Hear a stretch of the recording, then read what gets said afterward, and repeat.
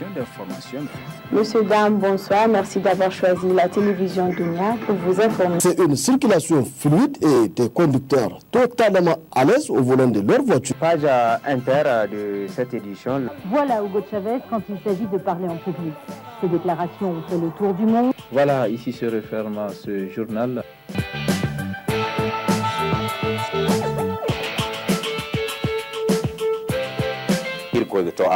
wayne da manti kala harino kan da bore na bongu se banda ha masu kallon da sauraron mu barkanmu da yau.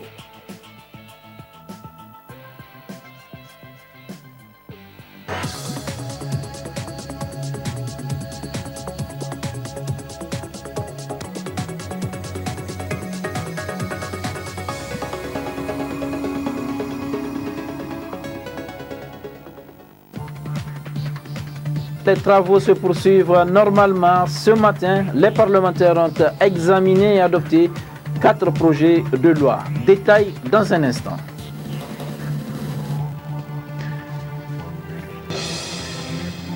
Première session statutaire du réseau des journalistes nigériens pour la propriété intellectuelle. Plusieurs points à l'ordre du jour dans le renouvellement du bureau.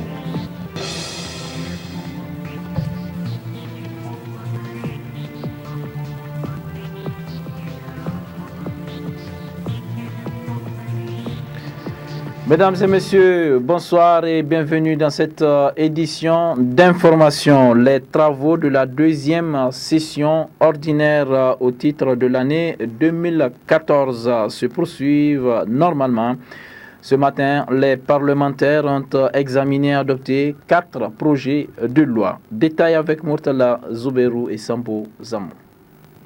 Les députés, après l'adoption du compte-rendu sommet de la séance du mardi 28 octobre, ont procédé par la suite au vote et à l'adoption de 4 projets de loi qui sont le projet de loi autorisant la ratification de l'accord signé le 11 avril 2014 à Niamey entre la République du Niger et la Banque islamique de développement, le projet de loi autorisant la ratification de l'accord de prêt conventionnel gouvernemental signé le 2 janvier 2014 à Niamey entre la République du Niger et la Banque Export-Import de Chine Exim Bank relatif au financement du projet dorsal national de fibre optique du Niger et les services de télécommunications pour un montant de 49 milliards 61 608 872 francs CFA. Le projet de loi autorisant la ratification de l'accord de financement composé du crédit signé le 19 juillet 2014 à Niamey entre la République du Niger et l'Association internationale de développement AID relatif au financement additionnel de la première partie de la seconde phase du programme de développement des ressources en eau et de préservation des écosystèmes du bassin du fleuve Niger et enfin le projet de loi portant modification de la loi numéro 2004-011 du 30 mars 2004 sur l'organisation de l'activité statistique et créant l'Institut national de la statistique. Après d'amples explications données par le ministre d'État, ministre du Plan sur ces projets de loi, les parlementaires ont voté ces 4 projets de loi. Le ministre Amadou Boubacar Cissé s'est dit réjoui du travail abattu par les députés. En ce qui concerne le projet de loi relatif au développement durable d'Eladio, je note les suggestions qui ont été faites et les recommandations des représentants du peuple, que vous êtes pour une meilleure mise en œuvre du projet. Et je retiens particulièrement 2 préoccupations majeures. Une première préoccupation, c'est un meilleur suivi des actions du projet afin de les répliquer le plus rapidement possible et la poursuite des négociations avec la BID pour étendre le projet dans les autres communes qui ont été préidentifiées. En ce qui concerne le projet de construction de la dorsale fibre optique, je voudrais encore réitérer que toutes les clauses de cet accord sont conformes et respectent en tout point la souveraineté du pays. Il n'est pas question de brader la souveraineté de ce pays. Aucun accord de financement ne met le Niger dans une position difficile aujourd'hui ou jusqu'à l'extension de ce prêt. L'accord de financement, nous l'avons dit, a fait l'objet d'une demande d'avis de conformité et la Cour constitutionnelle, comme pour les autres projets, a accordé donc cet avis de conformité. En ce qui concerne le projet du programme Kandaji, je suis heureux de noter avec vous toute l'importance que les représentants du peuple accordent à ce projet et à sa réalisation dans les meilleurs délais. Et je vous confirme que l'ensemble des partenaires techniques et financiers appuient aussi ce programme avec la même détermination et je peux vous assurer qu'ils en ont fait la priorité de leur priorité. Les travaux en plénière reprendront ce samedi 1er novembre avec l'interpellation du Premier ministre, chef du gouvernement Brigitte Raffini, sur l'organisation du Hajj 2014.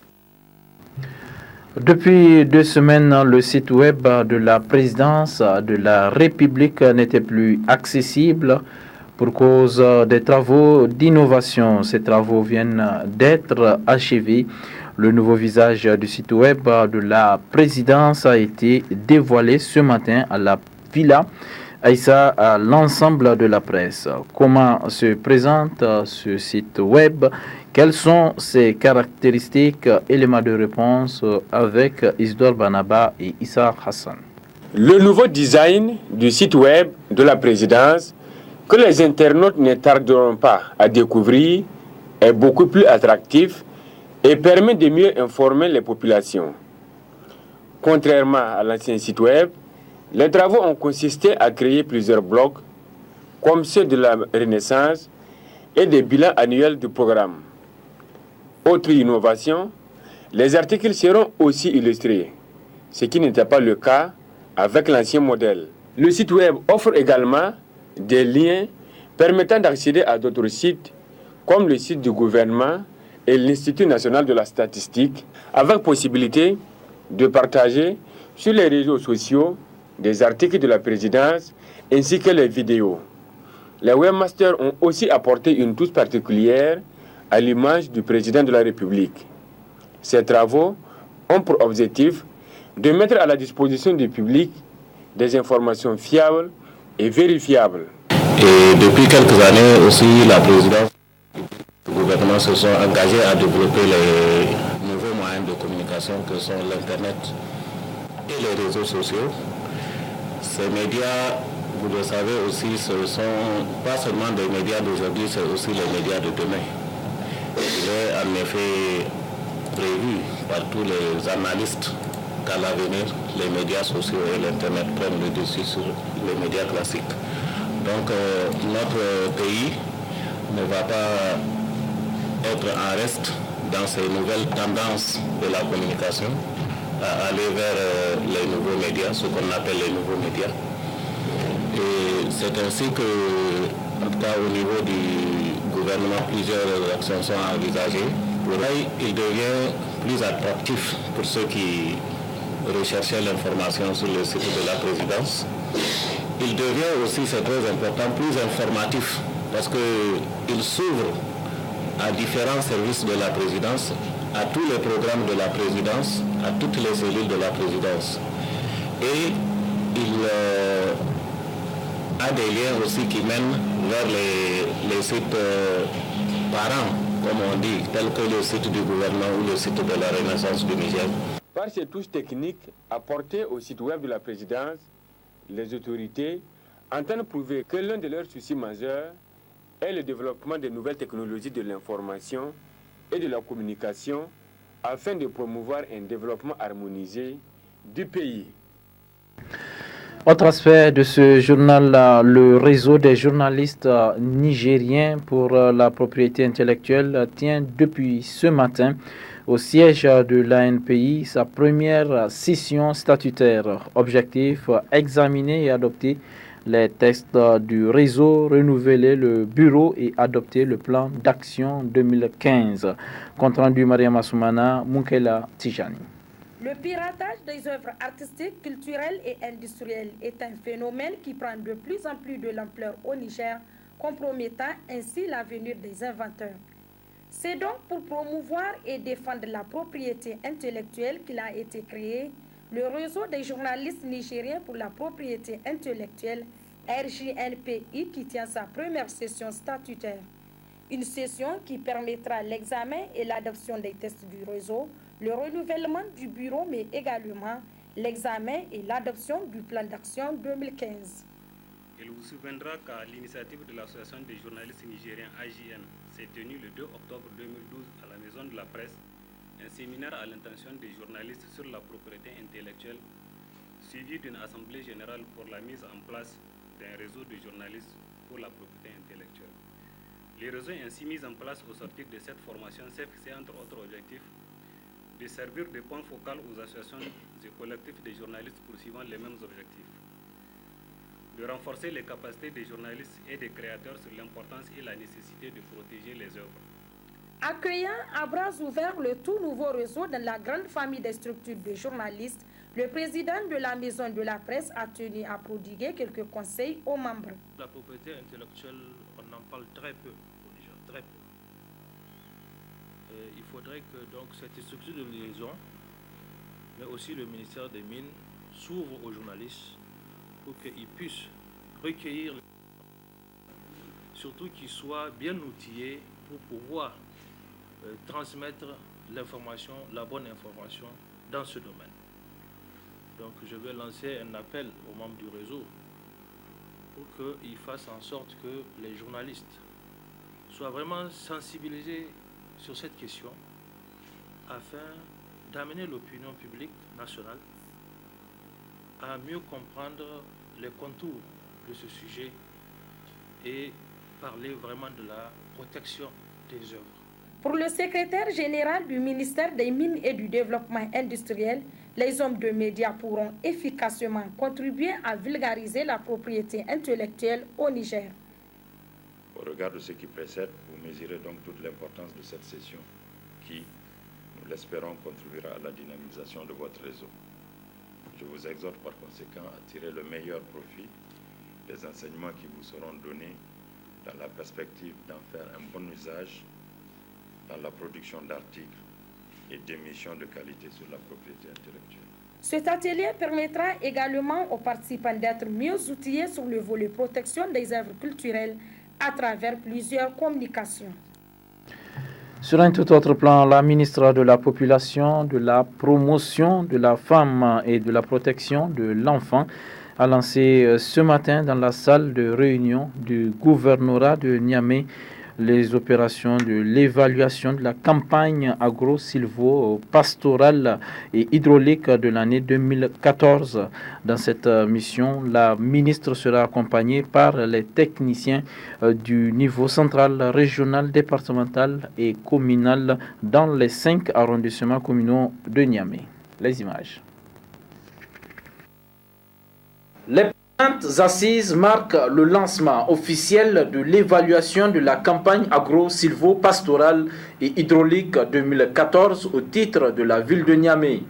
La ministre de la Population, de la Promotion de la Femme et de la Protection de l'Enfant qui conduit cette mission a dans son discours de lancement fait un bref rappel de la première évaluation faite du 4 au 8 août passé à la demande du gouvernement du fait du déroulement timide de la campagne agro-silvo-pastorale. De cette première évaluation à mi-parcours, le constat a relevé 5 villages à risque et des mesures ont été prises par le gouvernement pour faire face à toutes les éventualités d'une campagne déficitaire. Dr Mekibi Kadigatou Dandobi a ensuite donné les objectifs de la présente sortie. Le premier objectif consiste à nous entretenir avec les populations de la région de Niamey sur les résultats de la campagne, en faisant le point sur la situation agricole et pastorale, les points d'eau, le reboisement, la récupération des terres, la fixation des dunes, la réalisation de bandes par feu, les conséquences des inondations et épisodes de sécheresse. Le deuxième objectif assigné à notre mission est d'échanger avec les communautés sur les modalités de mise en œuvre et de gestion de la composante maison du paysan et du plan d'accélération de l'initiative 3N les Nigériens nourrissent les Nigériens. Le troisième objectif, prendre connaissance de la situation des fermes agricoles et pastorales modèles. Cependant, il nous faudrait aussi nous entretenir avec les populations sur les questions sociopolitiques et économiques de l'heure, des questions liées à la sécurité, au développement, aux différents chantiers avec la population. Ensuite, la ministre de la Population et la délégation qui l'accompagne se sont transportés sur le terrain. La pépinière fruitière de Yantala, la ferme de Halidou Gado de Tondikwarey, la banque céréalière de Tondikwarey ont tour à tour reçu la visite de la délégation ministérielle. Un meeting a été organisé par la population de Tondikwarey qui a été mis à profit par ces derniers pour exposer tous leurs problèmes. À tous les problèmes, Dr Mekibi a rassuré la population d'en trouver des solutions. Après le terrain, la délégation s'est retrouvée dans la salle de réunion de la mairie de l'arrondissement communal Niamey 1 pour une synthèse de cette première journée d'évaluation agro-silvo-pastorale dans le dit arrondissement. Dans le même registre, le ministre des Postes, des Télécommunications et de l'économie numérique est en visite dans la région de Maradi. Objectif de la mission, évaluer la campagne agro-silvopastorale et hydraulique dans la région. Alzuma Seni Soumela pour le compte-rendu. Le département de Guidarumji a constitué la première étape de la mission d'évaluation de la campagne agro-silvopastorale et hydraulique entamée dans la région de Maradi par le ministre des Postes, des Télécommunications et de l'économie numérique. Avant d'aller en profondeur, le ministre s'est d'abord rendu dans la ville de Guidarumji, où il a visité le magasin de la Maison des Paysans et le magasin d'aliments bétail. Il s'est ensuite rendu dans les champs de deux villages pour constater de visu la situation réelle de la campagne agricole. Une visite à terrain sanctionnée par un meeting dans le village de Kurumbutai, meeting au cours duquel le ministre a expliqué aux populations les raisons de sa mission dans la région de Maradi. Jama'a wannan tahiya ta tana dauke da sako guda uku ya kai hudu na shugaban kasa mai martaba Alhaji Muhammad Yusuf. Sako na farko shine maganar yanda damuna ta kasance bayan an kakance. Sako na biyu shine sai kiwon lahiya tsaron kasa. Sako na uku shine na jan hankalin 'yan ƙasa kan shiga rudani dalilin rudanin siyasa. Sako na hudu shine in Allah ya ba mu dama za mu ce muku ga alƙawalin da muka ɗauka lokacin yakin zaɓe yau ga abin da gwarzon mai ƙasar Muhammadu su aikata. Pendant cette mission d'évaluation de la campagne agro-silvopastorale et hydraulique, le ministre Abdoumani s'est rendu au chevet des patients du district sanitaire de Guidarumji pour leur apporter son soutien et pour s'enquérir de l'état de fonctionnement du dit centre sanitaire. Il a également effectué une visite de courtoisie au palais du sultanat du Gobir. Ouverture ce matin dans la salle de conférence du gouvernorat de Dosso d'un atelier régional de lancement du projet de gestion des risques de catastrophes et de développement urbain. Objectif, améliorer la résilience du Niger grâce à un certain nombre d'innovations. Aussi Abdraman et Seini Yaye. Cet atelier régional de lancement du projet de gestion des risques de catastrophes et de développement urbain a pour but essentiel d'améliorer la résilience du Niger grâce à un certain nombre d'interventions liées à la maîtrise des inondations et au renforcement des capacités du gouvernement à répondre rapidement et efficacement en situation de crise ou d'urgence éligible. Financé par l'État du Niger et la Banque mondiale, le programme de gestion des catastrophes a été élaboré pour faire face aux inondations, notamment celles de 2012 qui ont considérablement endommagé les infrastructures et logements dans les villes, villages et périmètres irrigués. En prenant la parole à cette occasion, le représentant du ministre d'État, ministre du Plan et à l'aménagement du territoire, a affirmé que ce projet contribuera à réduire significativement la vulnérabilité des populations exposées au risque d'inondation par une approche multisectorielle intégrée, ciblant en priorité les zones les plus touchées par les inondations de 2012. Ce projet concerne les régions de Tillabéri, de Niamey, de Dosso et de Difa. De réponse à ce que nous avons vécu, que l'ensemble du territoire a vécu, vous vous souvenez, à partir d'août 2012. Il vous souviendra que la pluie du 5 au 6 août 2012 a été une pluie qui a été une pluie nationale dont les résultats catastrophiques restent en mémoire d'homme. Et c'est pour ça que les autorités actuelles, à la tête desquelles se trouve le président de la République, son Excellence Mohamed Youssouf, ont décidé d'amener, donc d'apporter une réponse à la situation de catastrophe que nous avons vécue, mais aussi et surtout augmenter la résilience des populations. En prononçant le discours d'ouverture de cet atelier, le secrétaire général du gouvernorat de Dosso a dit que ce projet s'inscrit dans le cadre du programme de développement économique et social 2012-2015 et fait partie de l'axe stratégique numéro 3 de l'initiative 3N. La gestion des risques de catastrophes constitue une des priorités des autorités de la 7e République, au premier rang desquelles son Excellence, M. Sifo Mahamadou, président de la République, chef de l'État, à travers son programme de renaissance avec la mise en œuvre de l'initiative 3N des Nigériens et du risque des Nigériens. C'est pourquoi le gouvernement de la République du Niger a initié avec l'appui de la Banque mondiale le projet de gestion des risques de catastrophes et de développement urbain. Nous sommes persuadés que la mise en œuvre de ce projet, objet de ce présent atelier de lancement régional, contribuera à gérer les risques de catastrophes et au développement des communes d'intervention de Niger en général et les 22 communes ciblées dans le région de Dosso en particulier. S'en est ensuite suivi une projection de film documentaire de 15 minutes sur les inondations de 2012. A noter que ce projet intervient pour renforcer la résilience au changement climatique et aux catastrophes naturelles telles que la sécheresse et les inondations dans les régions administratives de Tillabéri, Niamey, Dosso et Difa le long du fleuve et de la Komadougou.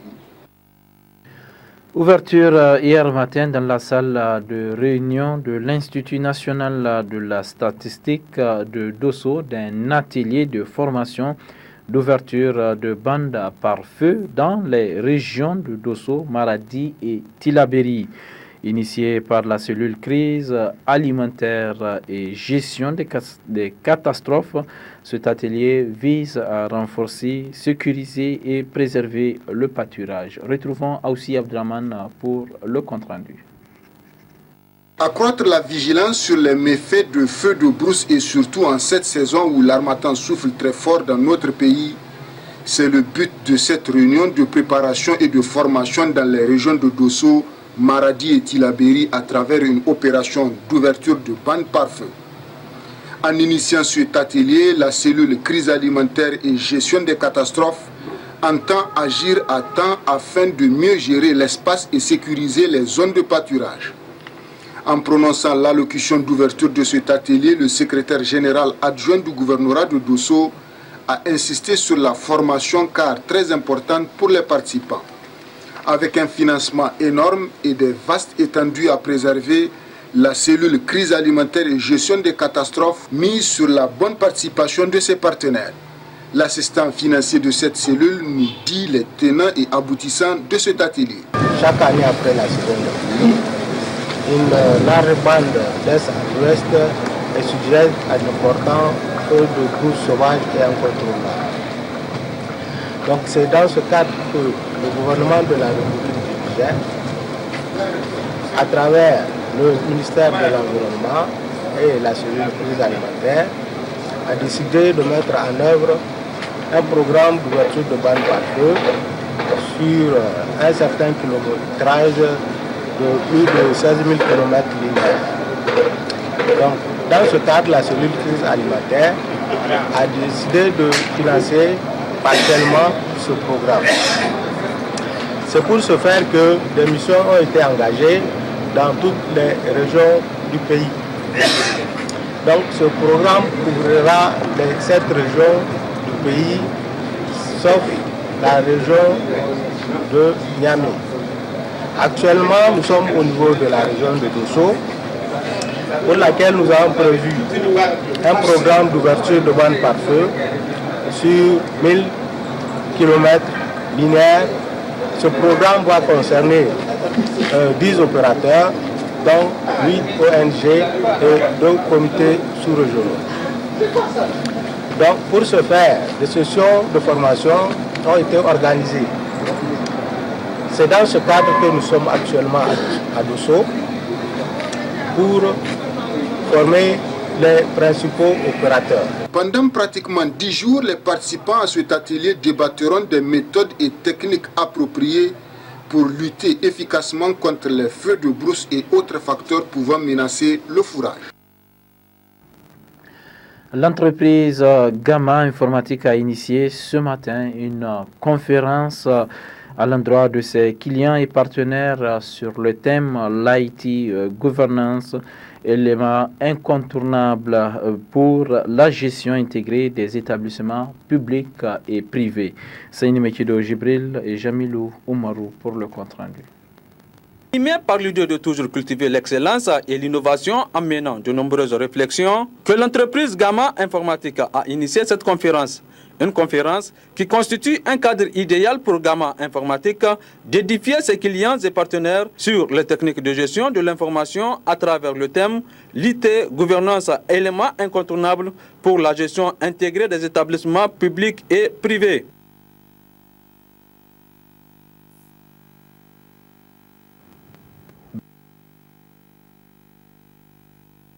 Donc on a voulu inviter nos clients et partenaires pour leur expliquer que dans tout processus d'informatisation, il faut et de la gouvernance et des processus. Donc c'est ça qu'on a voulu intégrer et montrer la démarche. L'objectif en fait c'est de montrer que dans tout système d'information, l'organisation et la démarche sont fondamentaux. Donc il faut vraiment attirer l'attention des entités sur ce point-là. Animé par le professeur Taoufik Zineber, expert international en SI et en organisation, cette conférence fait de Gamma Informatique une entreprise citoyenne qui cherche toujours à apporter des réponses aux questions de stratégie et de référentiel de notre pays. La présidente de l'ONG SOS Femmes et Enfants Victimes des Violences Familiales, Madame Mariama Moussa, lauréate du prix Women for Change, a été accueillie par ses collègues hier soir à l'aéroport international Diori Hamani de Niamey. Les temps forts de cet accueil avec Omar Hamma et Jamilou Oumarou. Ils étaient nombreux, collègues, parents et amis, à faire le déplacement à l'aéroport international Diori Hamani de Niamey pour accueillir Madame Mariama Moussa, présidente de l'ONG SOS Femmes et Enfants Victimes des Violences Familiales, lauréate du prix Women's for Change, une compétition organisée par la Fondation Orange et le Women's Forum dans le but de récompenser des femmes déterminées à défendre les droits des femmes en Afrique. La candidate du Niger a remporté ce prix avec 35 000 voix, un prix qui vient une fois de plus honorer le Niger. À travers cette candidature, c'est le Niger qui est honoré. Le prix n'est pas dédié à Mariama seulement. Il est dédié à la population nigérienne qui m'a soutenu du début de la campagne jusqu'à mon élection. Et je remercie aussi les médias nigériens qui ont battu campagne pour un vote massif en faveur de ma candidature du 15 septembre au 15 octobre 2014. Mes remerciements vont également à l'endroit de la première dame, Dr Malika Issoufou, marraine de la lutte contre les violences faites aux femmes et aux enfants, qui m'a soutenue. En dehors d'elle, je peux citer son Excellence, le Premier ministre du Niger, Ce prix va nous permettre d'exécuter un projet de lutte contre le mariage précoce dans la commune rurale d'Abala, où en pleine année scolaire, des filles sont retirées de l'école pour être mariées de force ou précocement. Nous avons été interpellés par les autorités de cette localité-là et c'est la raison pour laquelle, quand la Fondation Orange avait demandé aux candidats de soumettre un projet, nous n'avons pas hésité à élaborer notre projet sur la thématique appui à la lutte contre le mariage précoce dans cette localité-là. Pour les membres de l'ONG SOS Femmes et Enfants Victimes de Violences Familiales, ce prix a été remporté grâce aux efforts de tous les Nigériens. On va dédier ce prix au Niger tout entier, donc à toute la population du Niger, mais aussi au-delà du Niger, à tous ceux qui ont contribué d'une manière ou d'une autre, en tout cas, à faire une réalité donc ce trophée-là. Tous ceux qui ont œuvré, en tout cas du début jusqu'à la fin, donc à ce que ce trophée-là soit aujourd'hui nigérien. Il faut noter que la finale de ce Grand Prix se tenait à Paris, en France. Ce prix permettra sans nul doute à l'ONG SOS Femmes et Enfants Victimes de Violences Familiales d'exécuter plusieurs projets, notamment la lutte contre le mariage précoce dans la commune rurale d'Abalak. Voilà, point final de cette édition. Merci de l'avoir suivi. Passez d'excellents moments en compagnie des programmes de la toute première H24 Dunia TV. Au revoir.